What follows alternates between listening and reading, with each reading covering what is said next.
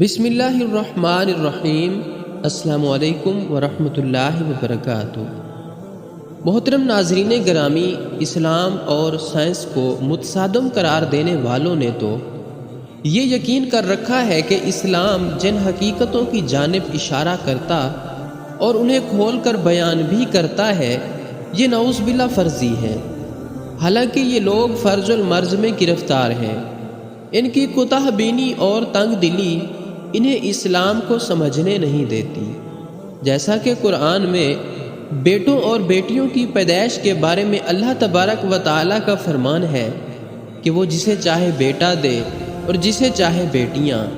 اس پر medical science پر ایمان رکھنے والے کہتے ہیں کہ میڈیکل سائنس نے تو اس پر زیادہ تفصیل بیان کر رکھی ہے کہ بچوں کی جنس پر ایکس اور وائی کروموسوم کیا اہمیت رکھتے ہیں، اور اس پر کسی کو قدرت نہیں ہے۔ حالانکہ یہی نظریہ 1400 سال پہلے رسول کریم صلی اللہ علیہ وآلہ وسلم نے کھول کر بیان کر دیا تھا۔ یہ واقعہ سائنسی تحقیق سے بہت پہلے کا ہے، جب بچوں کی پیدائش کو جانچنے کے لیے کوئی لیبارٹری ٹیسٹ وغیرہ موجود نہیں تھے۔ یہ علم اللہ رب العزت نے اپنے نبی صلی اللہ علیہ وآلہ وسلم کو عطا کیا تھا کہ آپ صلی اللہ علیہ وآلہ وسلم یہودیوں کے اس گروہ کے سوال پر یہ حقیقت بیان فرمائیں کہ لڑکی اور لڑکے کی پیدائش میں عورت کے بیضے اور مرد کے جراثومے کیا کردار ادا کرتے ہیں۔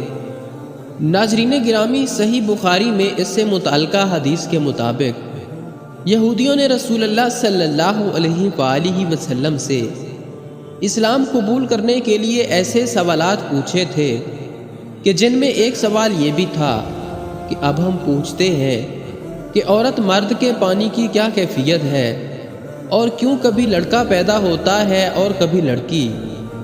آپ صلی اللہ علیہ وآلہ وسلم نے فرمایا، سنو، مرد کا پانی گاڑھا اور سفید ہوتا ہے اور عورت کا پانی پتلا اور زردی مائل ہوتا ہے۔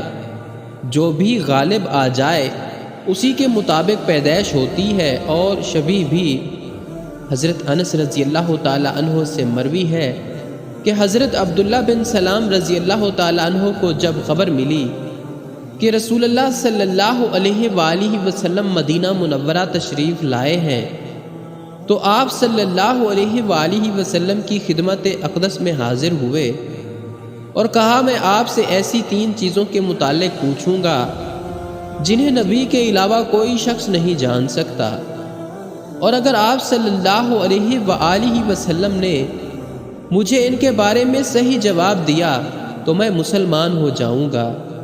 پھر انہوں نے پوچھا کہ میرا سب سے پہلا سوال یہ ہے کہ قیامت کی سب سے پہلی علامت کیا ہے؟ میرا دوسرا سوال آپ صلی اللہ علیہ وآلہ وسلم سے یہ ہے کہ وہ کون سا کھانا ہے جو سب سے پہلے جنتیوں کو دیا جائے گا؟ اور میرا تیسرا اور آخری سوال یہ ہے کہ کس چیز کی وجہ سے بچے اپنے باپ کے مشابہ ہوتے ہیں؟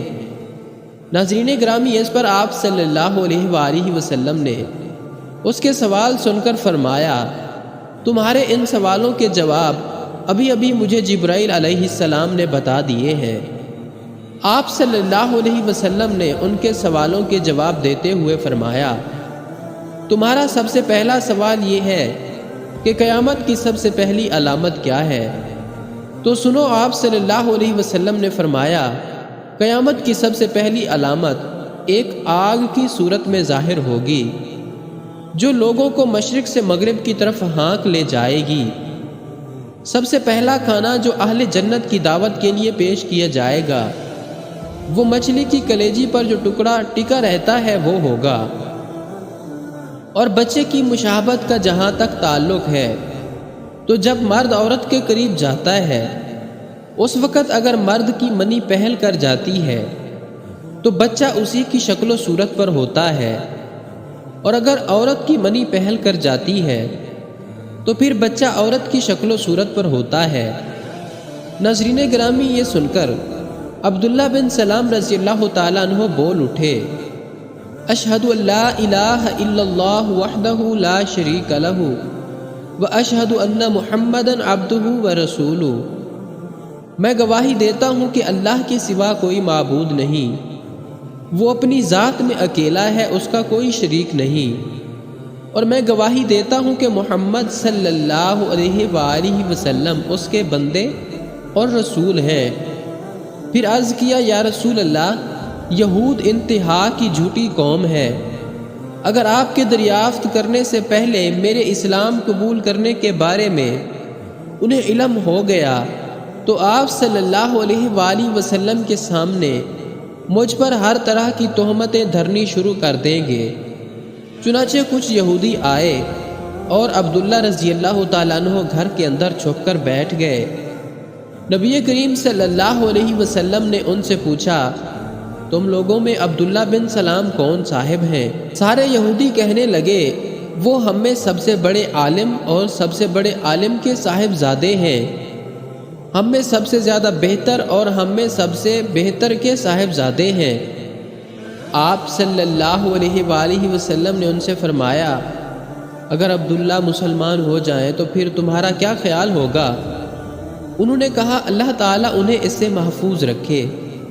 اتنے میں عبداللہ بن سلام رضی اللہ تعالیٰ عنہ باہر تشریف لائے اور کہا، میں گواہی دیتا ہوں کہ اللہ کے سوا اور کوئی معبود نہیں، اور میں گواہی دیتا ہوں کہ محمد اللہ کے سچے رسول ہیں۔